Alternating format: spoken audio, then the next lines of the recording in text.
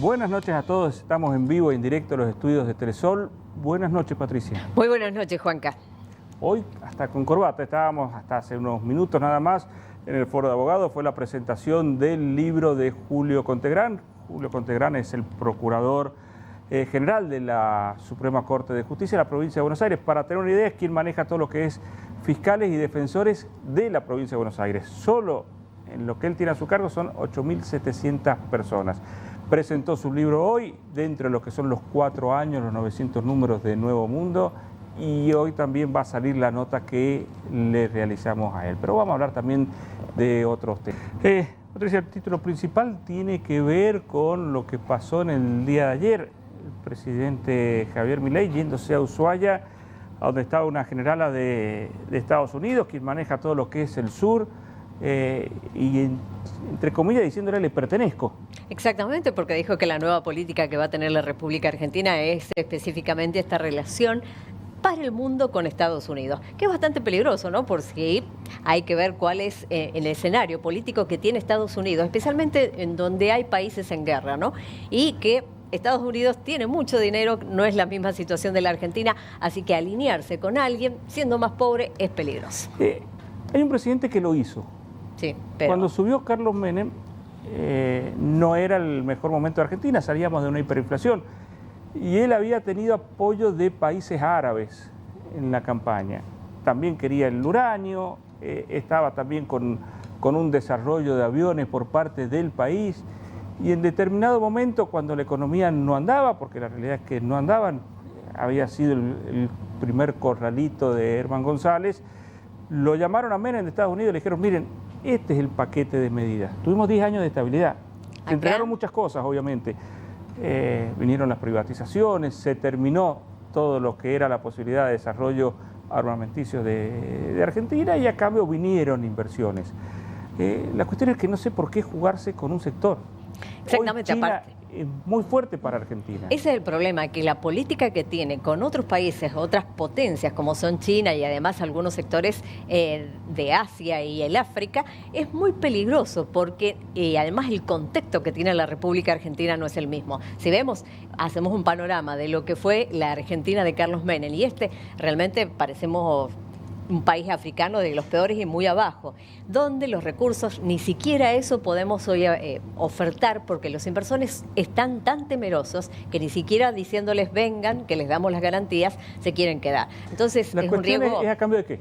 Claro, a cambio es el Yo no problema. sé si van a venir esas inversiones. Brasil, uno lo ve, Brasil tiene una política exterior que es muy similar, no importa quién sea el presidente, sea de derecha o sea de izquierda, y no se va a entregar a un país. ¿No? Brasil te impone él las condiciones y puede estar en el BRICS, pero a su vez también está con Estados Unidos y también está con Europa y también quiere hacer el acuerdo con Francia que estuvieron a punto de hacer, que Argentina lo echó para atrás porque no le convenía, está bien, era parte de las decisiones, pero no se la juegan con uno.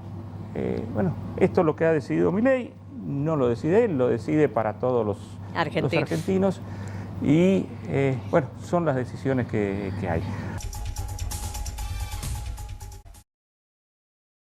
En la mesa nos acompaña Daniela Pinardi y Cristian Villalba. Hace unos minutos vimos su despedida, obviamente con mucha emoción, muchos años en el horario de las 20.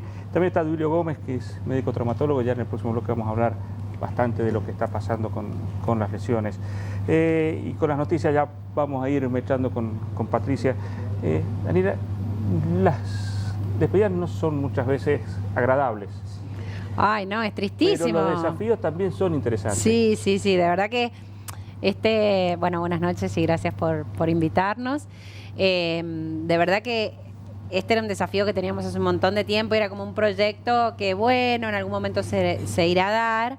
Y bueno, hasta que un día nos dijeron, sí, bueno, van a las 7 de la mañana y es un desafío. Creo que la propuesta que tenemos está buena porque no hay algo así en la televisión en San Juan. Tampoco vamos a inventar nada nuevo. La idea es levantarnos con la gente, brindarles la información, lo que tenemos que saber o algunas de las noticias que tenemos que saber para levantarnos en la mañana y enfrentar el día y y hacerlo de forma descontracturada, porque bueno, cuando te estás levantando tampoco te gusta que te pongan música fuerte ni que te levantes gritándote ni esas cosas. Es como que vamos a tratar de encontrar la forma. Pero aparte la gente quiere saber la realidad, quiere saber las noticias, sean buenas o malas. Lo que pasa pero tampoco, en San no sé Juan. si quiere mucha mala onda. No, bueno, Obviamente es que hay un cosas poco que son el estilo que inevitables. nosotros tenemos. Si aumenta el combustible, tenés que decirlo. Si aumenta el ómnibus, tenés que decirlo. Sí. Pero también quieren cosas que los entretengan, que se hable de otros temas. Sí, absolutamente, absolutamente. Y bueno, el equipo es el mismo, así es que nos conocemos todos. En realidad es como que nos cuesta dejar este horario porque... Suman a Caruso. Sumamos a Sebastián Caruso, que se fue de la noche a la mañana. Va a estar Cristian Villalba, va a estar Lucho, va a estar Adri, Fran Berardinelli. Bueno, somos como... Enrique Landó va a ser nuestro móvil. Así que... El móvil a esa hora es importante, porque uno dice quién está a las 7 de la mañana, pero la cantidad de cosas que pasan a primera hora es un móvil que no hay agenda oficial, porque a esa hora todavía no empieza la agenda oficial, con lo cual tiene más función de móvil. Sí, totalmente. Es decir, totalmente, el Hospital Rawson a esa hora para ver cómo anda. Están todos los que turnos. están haciendo la fila, que no les funcionó el 0800, los colectivos, cómo funcionan. También es como hacemos como un poquito miramos lo que pasa a esa hora y bueno, algunos servicios que funcionan bien y otros que deberían funcionar mejor, ahí vamos a estar. Pero aparte, el día que hay viento sonda los van a estar viendo para ver si hay clases o no. Claro, sí, el típico. Que la pregunta, ¿hay clases? A Patri, que... Ya ven a Protección Civil. Sí. Es como que ya abre el paraguas, pobre, porque siempre estamos con el mensaje muy insistentes. Bueno, Cristian, y vos sos bastante de la noche, porque obviamente claro, mucho la música es de noche y vas a tener que dormir poco. Sí, bueno, lo charlábamos con los chicos también, ya vengo con un ejercicio tengo chicos en edad escolar y bueno... Eso te ordena bastante. Claro, eso me ordena bastante, vengo levantando un poquito más temprano, me tendría que levantar porque ahora el noticiero es a las 7, yo me estaba levantando a las 7 de la mañana, entonces me levantaré un rato antes, tipo 6 de la mañana, pero yo creo que sí, vamos a... En realidad a las 6 tendrías que estar acá haciendo producción ya. Claro, sí. Sí, pero... Si te van a levantar a las 6, poco de producción vas a hacer. Sí, yo les cuento, toda mi vida he hecho radio muy temprano. 5:30 de la mañana, 5 es el horario justo para empezar a levantarse. Ay, imagínate en invierno. Sí, me vas a decir a mí. Bueno, vos que sufrís un montón el frío. Yo toda mi vida me he levantado a esa hora para hacer el noticiero a primera hora. Seguro. Y Patricia, ¿qué es lo que pasa cuando le hablas a alguien a las 7 menos 10? Un cariño especial te tienen siempre, como diciendo, y es más cuando es feriado, porque la radio nunca se para, igual que las noticias. Entonces te dicen, hoy día es feriado, no importa, pero nosotros estamos al aire. Y si no tenés que acordar, a mí me ha pasado muchas veces funcionarios, ministros, grabarle a la noche como si fuese de día a tal hora. Falso vivo. Y rogando que nunca cambiara nada para poder sacar esa nota a las 6, 7 de la mañana como si fuese... Así que a veces los medios no dicen la verdad y dicen que está en vivo cuando no está. Había un gobernador feo, que había que ir a la casa de Pero él viste como dice, a si grabar. lo dijeron en la tele, es... Sí, ¿no? Es tremendo. Dentro de eso, Patricia, ¿te pasó alguna vez que te dijeran llamame en 15 minutos porque no coordino? Sí. O mirate, a veces uno ahí tiene que decirle, mira, te vamos a llamar, toma agua, despertate bien y te llamamos porque si no, no sirve ni la nota ni te vamos a hacer daño. Dentro de eso... O personas que le dicen, estás hablando y te dicen, y se sienten los despertadores y le dicen a los chicos, ya los llevo, cállense, vayan a bañarse. Todo eso al aire. Ha pasado. Sí. Bueno, van a poder hacer las perlitas pues para pasar la fin de año. Claro, sí, absolutamente. ¿Qué secciones van a tener? Bueno, va a haber como varias. Vamos más o menos a mantener el formato que tenemos hoy, nada más que el noticiero va a durar 2 horas. Así es que vamos a tener el Día en Noticias, que es nuestro segmento donde hablamos de las noticias internacionales, nacionales y un poco local.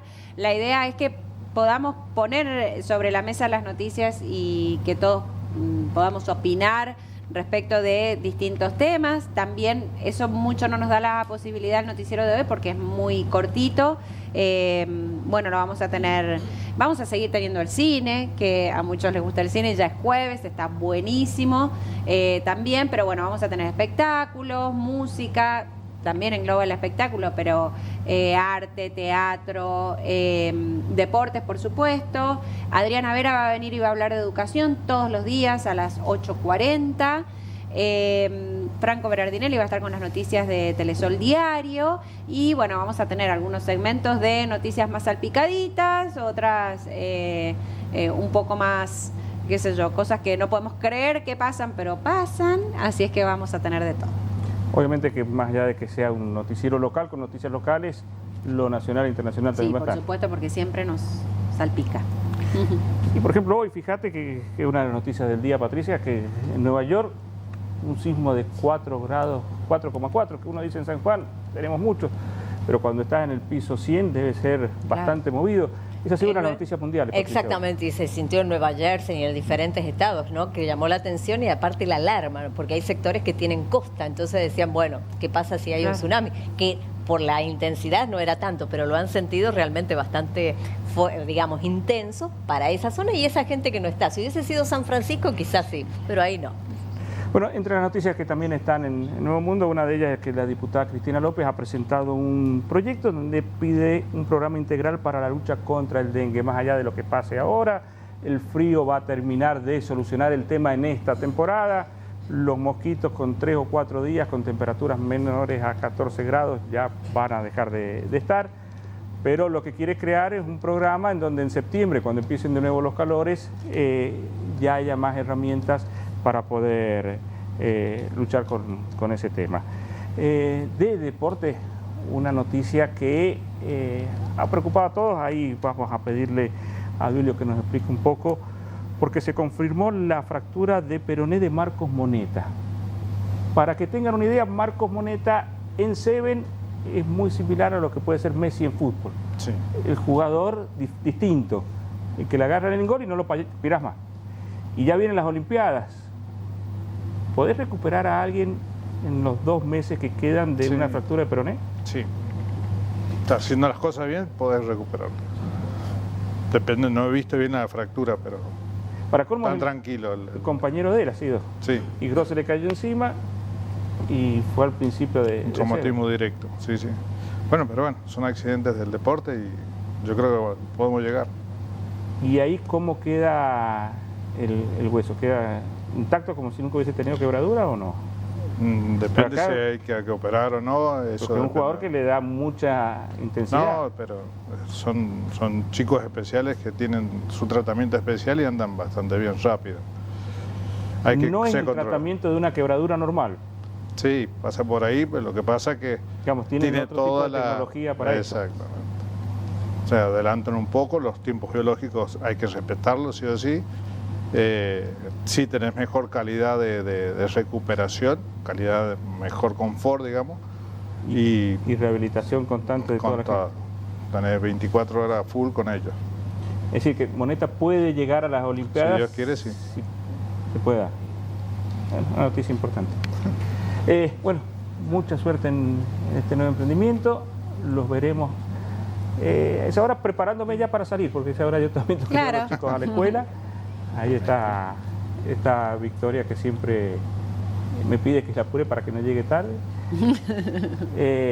Y a las 7:20 los dejamos. Pero bueno, estaremos viéndolos ahí sin que tener que estar con toda la atención que van a tener que estar ustedes todos los días. Bueno, muchas gracias. Muchas gracias por el ratito, muchas gracias por invitarnos y bueno, invitar a quienes están del otro lado también a que estén ahí. Claro, que se sumen. A partir de las 7 vamos a estar en vivo hasta las 9. Perfecto. Hasta las 9. Bueno, uno de los síntomas de que hay menos movimiento, que hay una recesión económica, lo da el transporte de carga, según lo que dice Juan Maldonado, que es quien preside a las empresas transportistas de carga. En San Juan la caída llega al 40%, es decir que hay un 40% menos de camiones que están llegando con productos. Esto quiere decir también mucho menos venta. También se ha recuperado bastante el mosto concentrado para exportar y entre los datos obviamente que tiene que ver también con la cuestión de poblacional, pero San Juan dentro de Cuyo es la que menos casos de dengue tiene, Patricia. Exactamente, y bueno, se está trabajando mucho tratando de concientizar a la gente en descacharrar y también poder eliminar aquellos lugares donde pueden proliferar mosquitos. Y hay una situación que se está viviendo en Háchal que ha movilizado a la UFI específicamente y a delitos especiales. En muy poco tiempo se han robado 10 millones y 5 millones. 10 millones que hoy está trabajando la policía de la Comisaría 21 con los fiscales, porque un empresario, Abel Ontiveros, llegó de este fin de semana extendido a su casa y se encontró que habían violado todo el sistema de seguridad cortando la luz y demás. Se robaron una caja fuerte con 10 millones. Este hombre es productor de cebollas. Y una fiambrería que queda a pocos metros y una semana anterior se habían robado 5 millones. El departamento Háchal es chico, tienen un registro de quién entra y quién sale. Lo que les llama es que hubo mucha inteligencia, motivo por el cual están investigando si hubo un entregador, si es gente que conocía a estas personas, pero se robaron en total 15 millones. ¿Qué te parece? Bueno, no está Juan Carlos ahora porque decíamos que estaba en el foro de abogados, se presentó el libro Reflexiones en el Nuevo Mundo. Son las columnas que todos los viernes Julio Contegrán escribe en la edición del Nuevo Mundo, que cumple 4 años, 900 ediciones. Escribe sobre temas jurídicos, pero tiene que ver mucho más con una mirada internacional de las cuestiones de derecho. Presentó el libro en el foro de abogados con el presidente del foro de abogados, Franco Montes, también estaba Juan Carlos, estaba la editorial, y entre quienes fueron a ver las presentaciones estaban los titulares del Poder Ejecutivo, Marcelo Rego, del Poder Judicial, Marcelo Lima, además del ex gobernador José Luis Gioja, estaba también el ex senador Roberto Basualdo, entre otras personalidades de lo que era el foro de abogados. Había ya terminado la presentación, pero estaban todas las series de preguntas, por eso no llegaba a tiempo. Julio Gómez es médico traumatólogo, aparte está a cargo de salud universitaria dentro de la Universidad Nacional de San Juan. Y en los últimos tiempos la noticia dentro del fútbol argentino, más allá de que se esté jugando mal, más allá de que los partidos no son todos lo entretenidos que venían siendo hasta hace un tiempo, es que hay muchas lesiones, pero no cualquier lesión, las de ligamento, que dentro de lo que es la vida de un futbolista deben ser de las peores lesiones que puede tener. Sí. ¿Es casualidad? ¿Es causalidad? Casualidad, causalidad y bueno, consecuencia de la sobreexigencia y la sobrecarga que tiene cada jugador. Eso es uno de los motivos que más nos preocupa. Todo aquello que estamos vinculados al deporte como médico, nos interesa más el bienestar del jugador y se está evaluando eso. Llama la atención, han levantado la mano a los médicos de los equipos grandes diciendo tenemos que bajar un poco la intensidad para que no se lastimen tanto los jugadores. Cada jugador, mal comparándolo groseramente, es una fábrica de trabajo. Sí. Es una producción y... Pero a su vez el fútbol es una industria que no puede parar. Exactamente. Entonces, bueno, hay que ver qué hay que hacer. En el rugby hay cierta cantidad de semanas que jugaste, te bajan. O sea, no te permiten que puedas participar, te obligan a descansar. Yo creo que en el fútbol va a llegar a ese momento. Hay jugadores de primer nivel que lo están diciendo ya públicamente. Claro. Que tienen más espalda que los chicos, porque un chico de 18, 19 años quiere jugar siempre. Pero eso se paga finalmente. Exactamente, a la larga, o sea, si vos no tenés, eso se llama entrenamiento invisible, una buena nutrición y un buen descanso, no vas a poder recuperarte y te vas a lesionar. Empecemos viendo los factores. Campo de juego.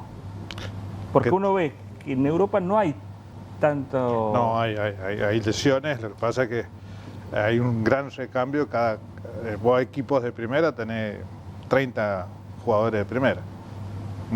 Y tenés variantes posibles que podés suplementar. Pero sí, se trabaja en los distintos campos, son unos billares, las canchas de fútbol, que acá a lo mejor no tenemos. Antes nosotros tenemos potreros, nuestros tobillos y nuestras rodillas eran distintas a los nuevos atletas, pero bueno, las exigencias son más, hay mayor velocidad, hay mayor contacto, todo eso se suma. Son agentes externos, uno es el campo de juego, el otro es la vestimenta, los botines, los tipos de tapones que se están usando, se está tomando referencia y nota de eso. Se modificó, algunas empresas de marca de botines han modificado un poco tienen su estudio, su aval para modificar su... Quizás le da más agarre al jugador. Claro, pero la articulación de la rodilla y del tobillo tiene un costo y a veces se paga con esto. hay que ver la preparación muscular que tiene cada jugador, o sea, todo eso lleva distintos test que los profes que están bien puestos en los equipos primero lo hacen y ponen en condiciones un equipo competitivo dentro de la cancha. Uno ve, por ejemplo, River. River ha tenido que quemar etapas de jugadores.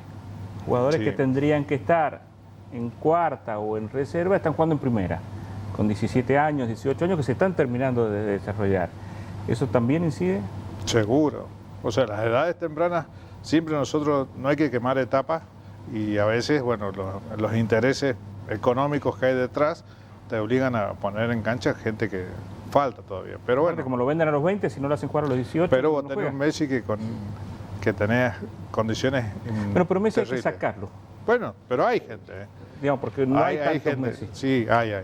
Ahí tenés valores en River, en Argentina Junior. No solo de la calidad, sino te digo de evitar lesiones. Recién ahora se bueno. está lesionando Messi, Seguro. pero que ha Tarea tenido también. patadas. Mira, en Barcelona tenían todo un ejército detrás de él tratándolo de cuidar. Eso lo conozco muy de cerca y te digo que nos sacábamos el sombrero por cómo lo cuidaban. Por ejemplo, el vendaje, ¿es importante o no Sí. en un jugador? Sí, depende de la estabilidad de su tobillo. Eso tiene una evaluación médica que sugiere o no sugiere una protección extra con respecto a no solo el tobillo, a la rodilla. Es decir, eso puede evitar una lesión. Seguro, sí. Pero eso vuelve a caer, o sea, si vos conocés qué tipo de atleta tenés, vas a saber cuidarlo. Que a veces hay equipos de primera que necesitan poner más empeño, más plata, para decir así, en la parte médica para cuidar a los jugadores. Vamos ahora ya cuando pasó. Vos médico, Sí. tenés que ir a hablar con el presidente del club. Le tenés que decir, mire, 9, 10 meses para que venga perfecto. Y el presidente te va a decir, Duilio, yo lo necesito en 3, 4 meses como mucho. Yo, ya saben mi contestación. Está bien, pero... No, ahí ya los mismos dirigentes saben, tienen como... están volviendo muy rápido algunos. Antes se volvía. Palermo volvió antes y se volvió a romper. Y de ahí el más fue una lesión bisagra en la parte de traumatología del deporte, como ejemplo él, a Palermo, que se volvió antes y se lastimó. Y era todo un emblema en la parte y la espalda que tenía. Y bueno, a partir de ahí se modificaron un montón de tiempos. Hemos pasado de 6 meses a 12 meses. Hay escuelas de Brasil y la de Chile están llegando hasta 14 meses. Los Estados ligamento. Unidos, de lesiones ligamentarias. Estamos hablando de la misma lesión con distintos tipos de reposo, de tratamiento. Ojo, no es reposo, que no es que no haga nada. A los 40 días, por a la alta cuarta semana, competencia claro, cuarta semana ya están haciendo testeados y se va avanzando día a día, centímetro a centímetro, cómo va mejorando y a veces empieza un dolor, se vuelve para atrás. Todo eso, hay gente que está trabajando permanentemente sobre el jugador. La tecnología ha permitido regenerar más rápido tendones, músculos, etcétera.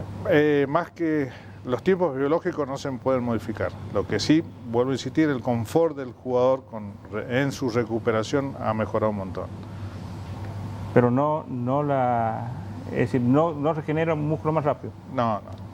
Los tiempos biológicos hay que ¿Se va a lograr respetar. eso en algún momento o no?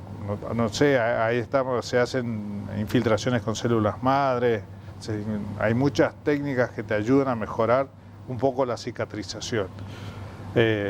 No hay un paper que diga esto es mejor que lo otro.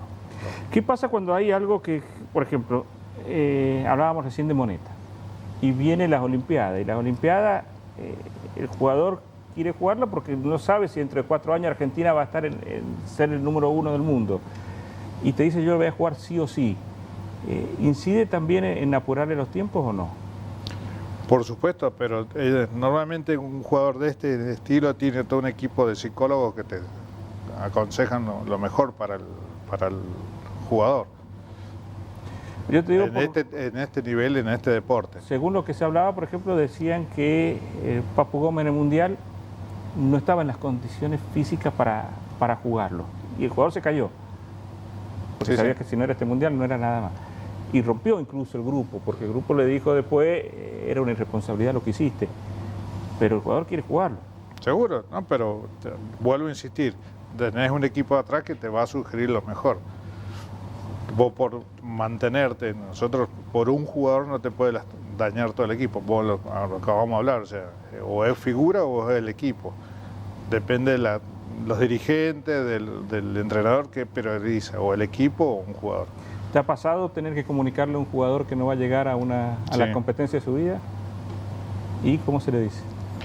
Nada, no una vez, varias veces, estar haciendo el partido final, el último partido para ir a tomar el avión para ir a jugar un mundial y romperse cruzado, quebrarse muñecas, o sea, la frustración es grande, todo el equipo se te viene abajo y bueno, está en que sepamos, estos son reglas de juego de un deporte, que si no las tenés en claro y no las tenés ilusionadas o no te aclaran bien todo, eso falla.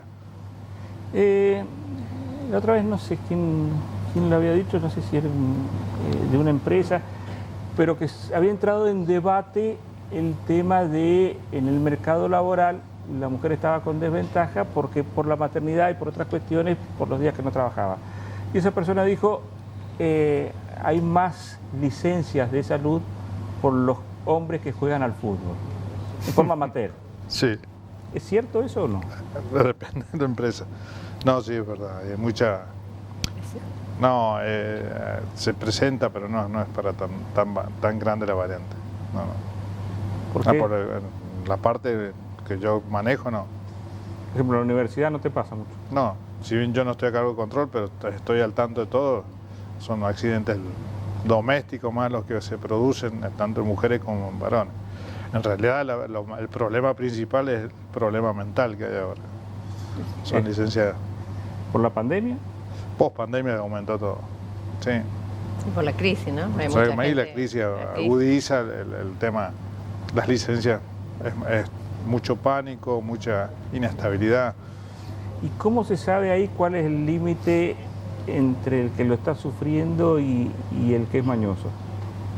No, o sea, hay varios test que ya vienen, te das cuenta. Tienen un historial los pacientes.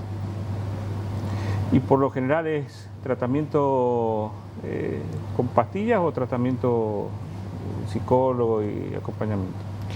Hay de todo. Hay pacientes que se les da tratamiento prolongado y sabemos que terminan en internación, no solamente de docentes y no docentes, alumnos también. Eso es lo que más nos llama la atención. ¿Alumnos también? Muchísimos. Muchos que han tenido que dejar las Pánico de carreras, rendir. investigación. No paren de rendir, hay situaciones de estrés, épocas del año que aumenta la consulta y la verdad que aumentó mucho. La situación económica, la mayoría ha tenido que a veces dejar materias que ya les quedaban o por recibirse, por salir a trabajar, si no, no Seguro. pueden. Yo te preguntaba de la parte de pastilla, porque hay mucha gente que sigue manejando, que sigue Se automedica. haciendo su actividad normal con pastillas que lo primero que te dicen dentro del prospecto no es compatible con ciertas actividades. Porque siempre nos fijamos en el que va alcoholizado, Sí, pero la cantidad de conductores que dicen que va bajo pastillas es importante. es verdad. Pero bueno, en nuestros casos son más por problemas, o sea, con diagnósticos de situaciones específicas, con diagnósticos específicos necesitan su tratamiento y normalmente se los maneja dentro de un hogar o se los interna. Está bien.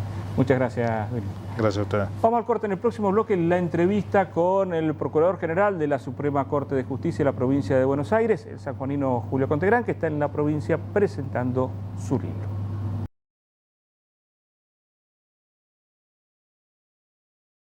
Patricia, un par de noticias. Sí, vamos a destacar que hoy la justicia, específicamente que está vinculada a las causas en donde hay menores en conflicto con la ley, dio a conocer cifras que son realmente para tener en cuenta, más cuando se está hablando de bajar específicamente la edad de los menores que se pueden condenar. En el 2023, en la provincia de San Juan, hubo 2.908 menores de edad, entre nenas, nenes y jóvenes, con causas penales. En el 2012 hubo 2 jóvenes que por su condición de tener 15 años participaron en un asesinato. y en el 2015 también, 2 jóvenes más. Están viendo porque desgraciadamente también están notando, y en este 2024 han comenzado a hacer las estadísticas, la edad que cada vez es menor. Hay chicos ya de 8 o 9 años que por lo menos han tenido un contacto a raíz de un hecho delictivo con situaciones que son no para nada menores, robos y demás, o portar armas blancas, y que también hoy lo están viendo en la provincia de San Juan. Bueno, eso en la entrevista que vamos a ver dentro de unos segundos, Julio Contegrán lo decía, después de la pandemia se utilizó más a chicos inimputables para cometer delitos.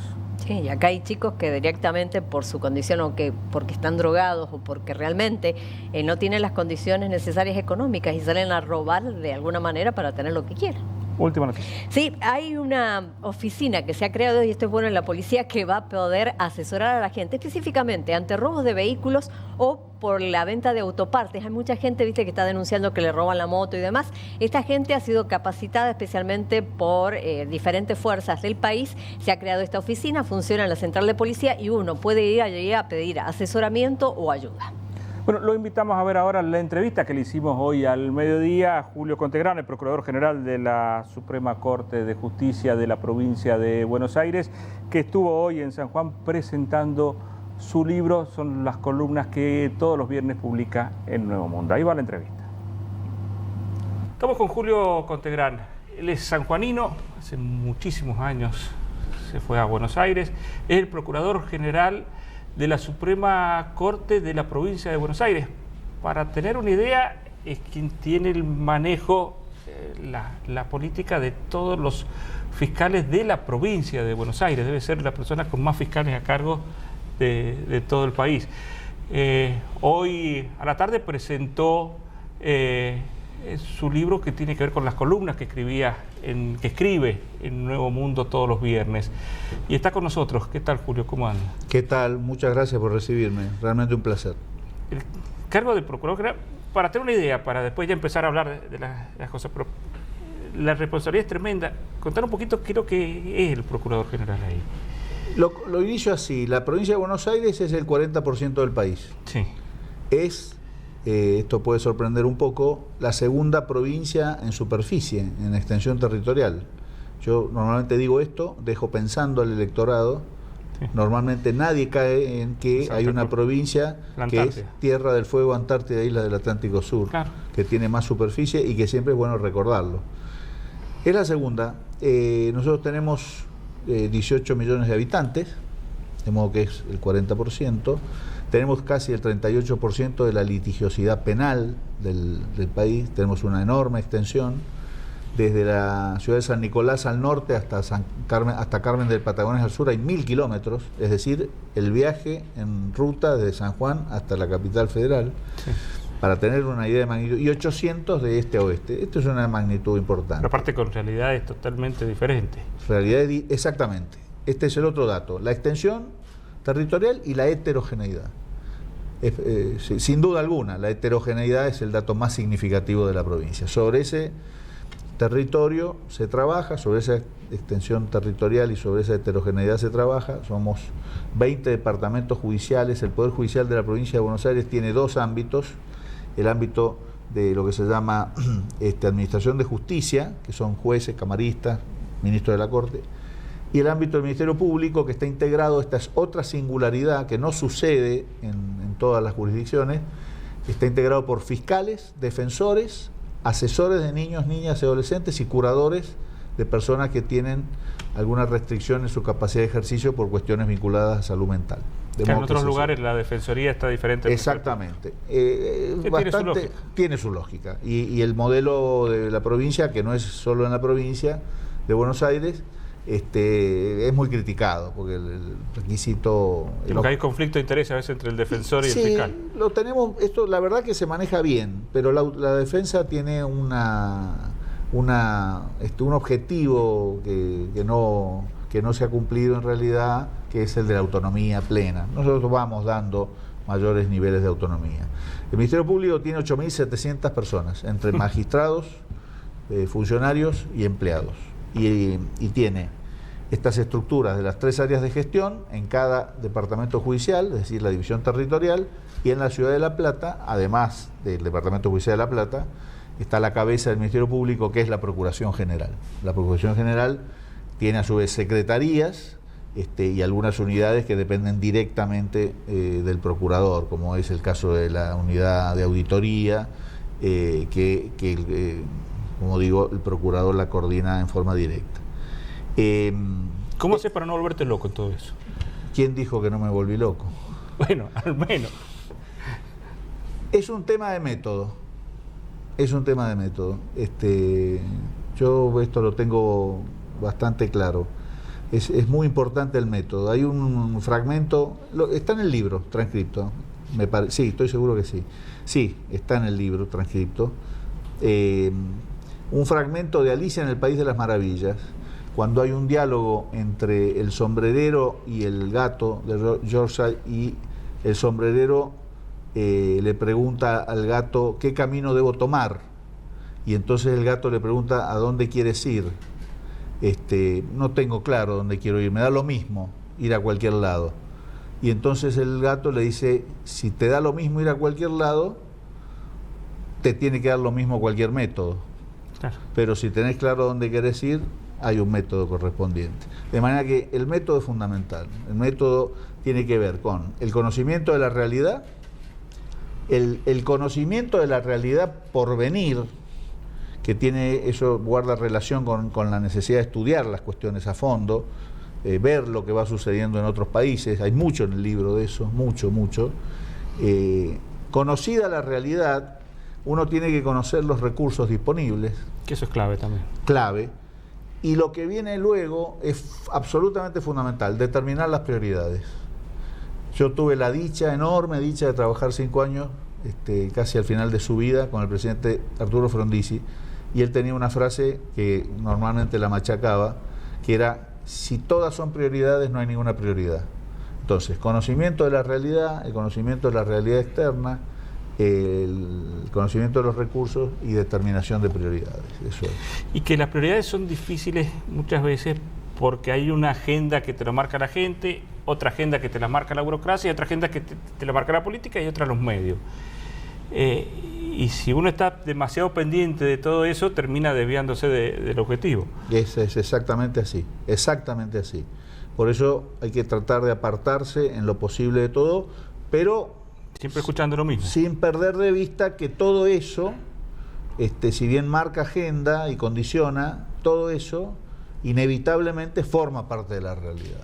De manera tal que uno no puede excluirlo del análisis. Todo eso existe. Nosotros, obviamente, hablando de medios, tenemos un acompañamiento, tratamos de hacer un acompañamiento constante a nuestra gente, a nuestros fiscales, porque hay casos que son muy sensibles. Pensemos que un homicidio en una población de muchos habitantes tiene un impacto determinado, pero en una ciudad pequeña o en un pueblo tiene un impacto distinto. Entonces, ese impacto en el medio local es de una manera agigantado razonablemente o no interesa eso.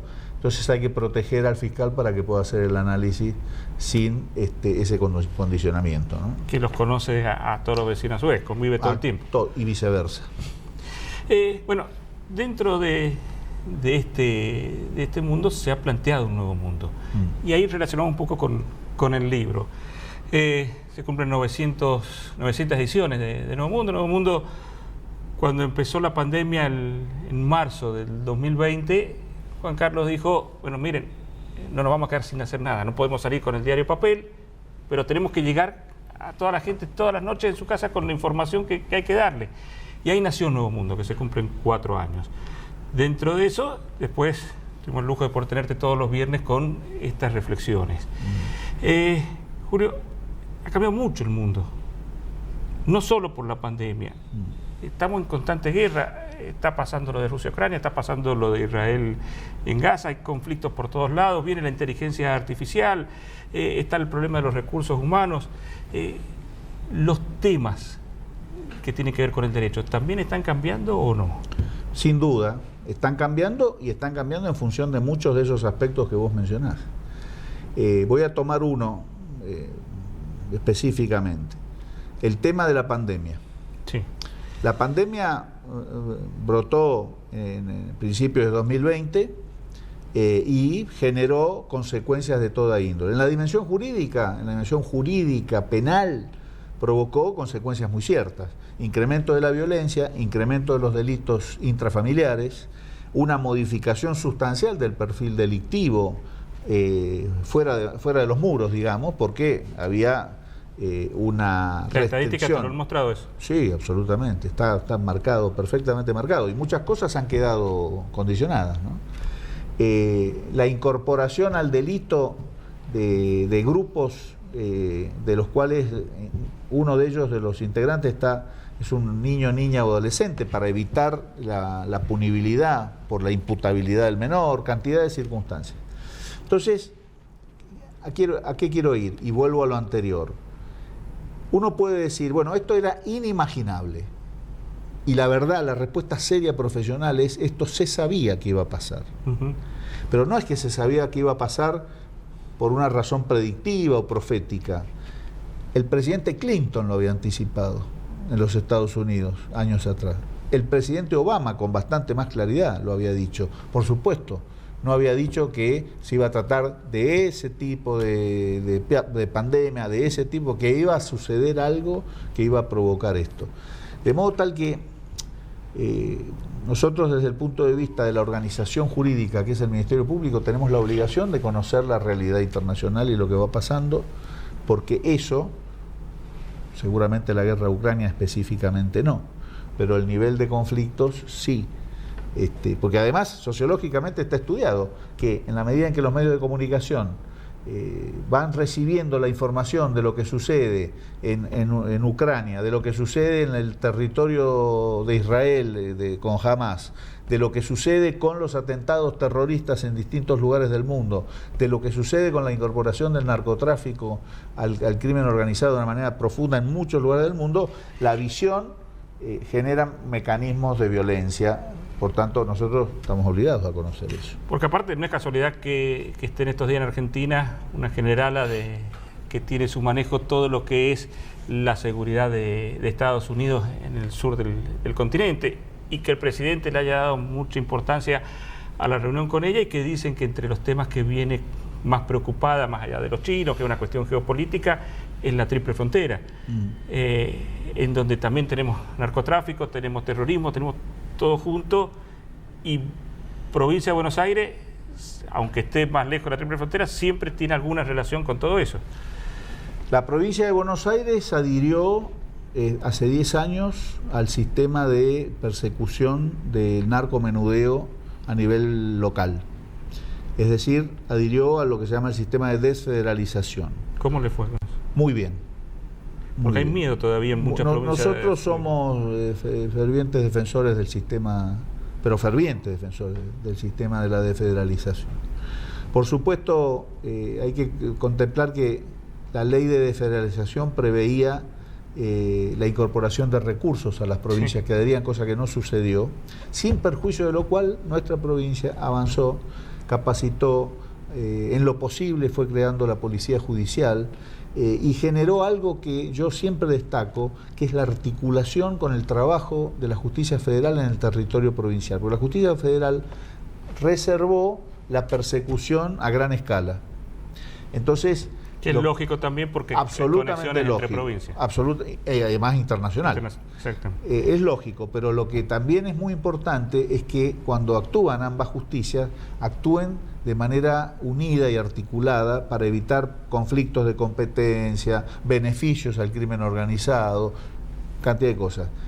Nosotros comenzamos a crear lo que se llaman equipos conjuntos de investigación, ESIS, equipo conjunto de investigación, con la justicia federal, antes que la reforma de la ley de estupefacientes incorporara obligatoriamente la CESI.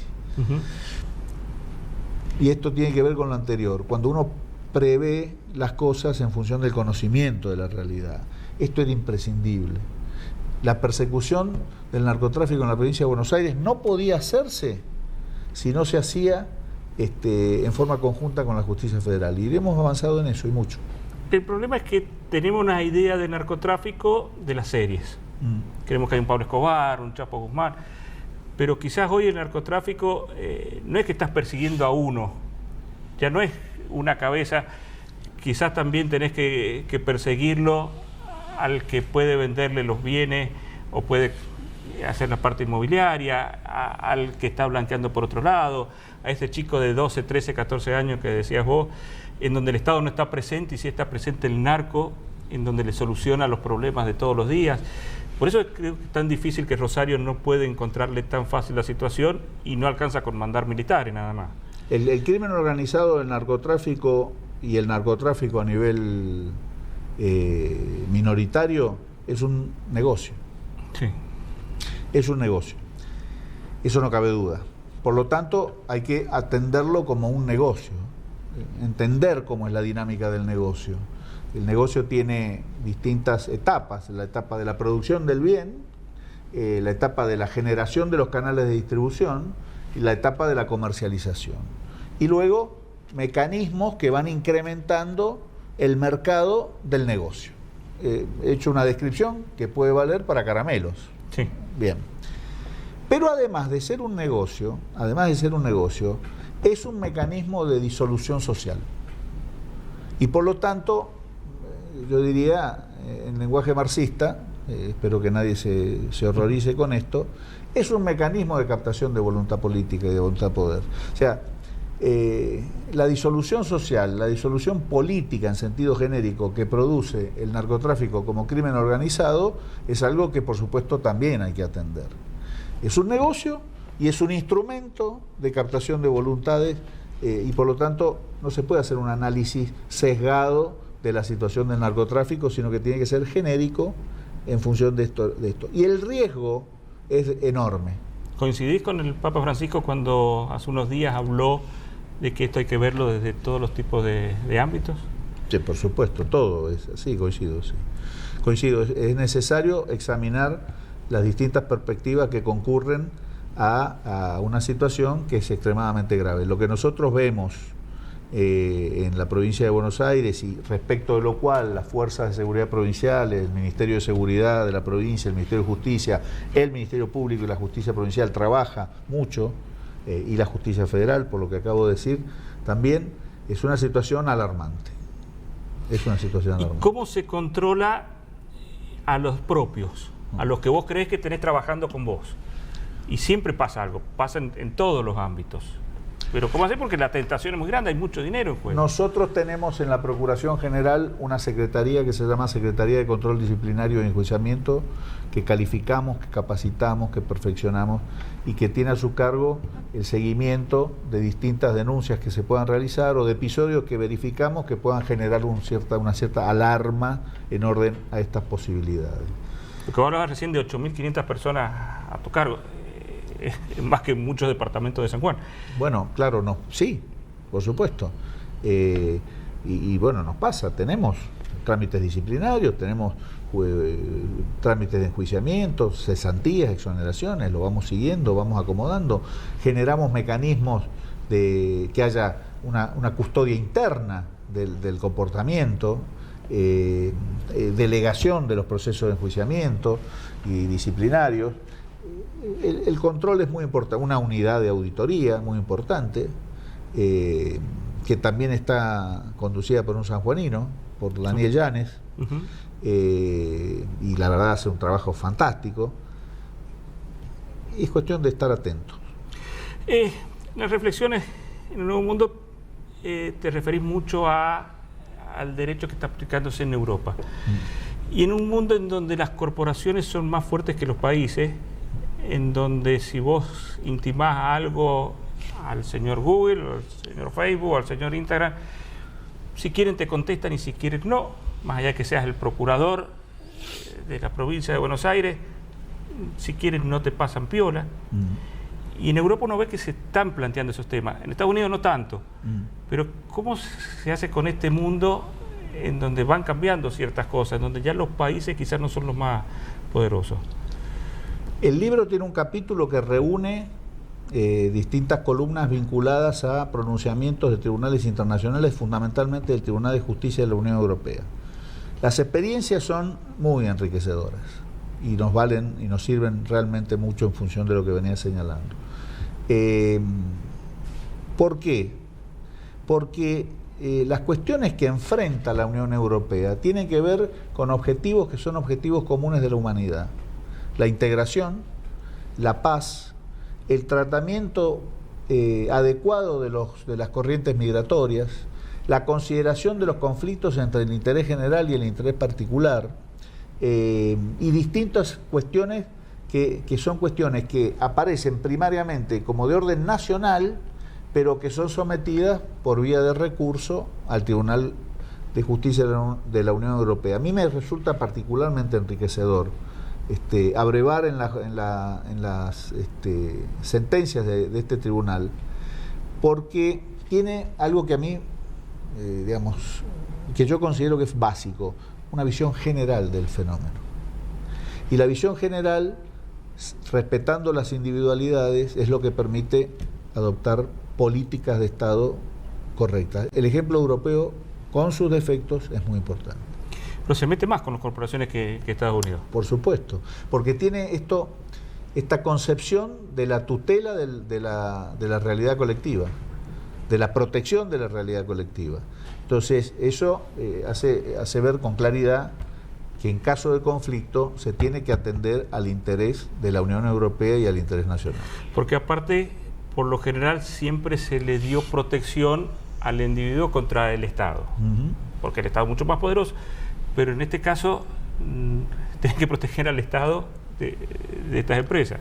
Ese juego armónico entre el todo y las partes, entre el interés general y el interés particular, lo colectivo y lo singular o individual, que está muy presente en la corriente judicial del Tribunal de Justicia de la Unión Europea, es lo que yo trato de poner de manifiesto también en las columnas que se han volcado al libro.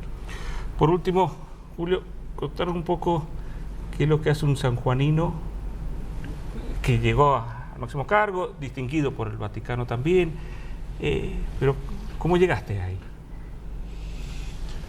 ¿Cómo llegué? Te fuiste muy joven a estudiar.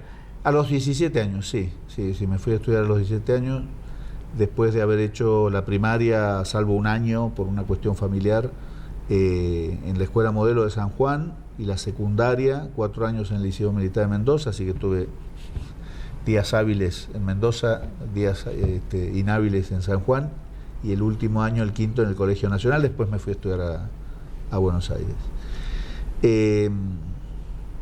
Yo creo que no cabe duda, en mi caso personal, que es la providencia. No cabe duda que es la providencia. Por supuesto hay que estar atento, ¿no? Santo Tomás de Aquino estudió y enseñó con muchísima claridad la diferencia entre las causas primeras y las causas segundas. Yo, insisto, no dudo pero siempre que la providencia hay que ayudarla. Claro, es la providencia, porque pero muchas veces llega a otra causas gente que no está preparada, por ejemplo, para poder asumirlo. Exactamente. Pero la providencia, hay que estar preparado para escuchar a la providencia, para atenderla y para hacer todo lo posible para colaborar que vaya en el sentido indicado. Yo juré, quiero contarte esto para terminar la respuesta, juré como Procurador General el 28 de diciembre del 2016. El 28 de diciembre, cuando yo juré ese día, en el momento en que juré, que estaba jurando, que me tomó la jura el doctor Luis Llanú, que acaba de renunciar a la Suprema Corte de la Provincia de Buenos Aires, cuando estaba jurando, me di cuenta que era el Día de los Santos Inocentes. Y entonces asumí que Dios, por la providencia, o es decir, una de las partes constitutivas de Dios, que es el Espíritu Santo, mediante la providencia, me estaba indicando que yo tenía que priorizar en mi función la situación de los santos inocentes, es decir, de las personas que están en un estado de vulnerabilidad. Y eso es lo que nosotros hemos tratado de hacer. Niños, niñas, adolescentes, las cuestiones vinculadas al género, las cuestiones de la familia. Que la pobreza puede ser 48%, pero el 60% son niños. Así es. Y eso hay que cuidarlo. Hemos atendido mucho el Fuero de Responsabilidad Penal Juvenil, porque es el mandato de la providencia y hay que cumplirlo. Muchas gracias. A vos.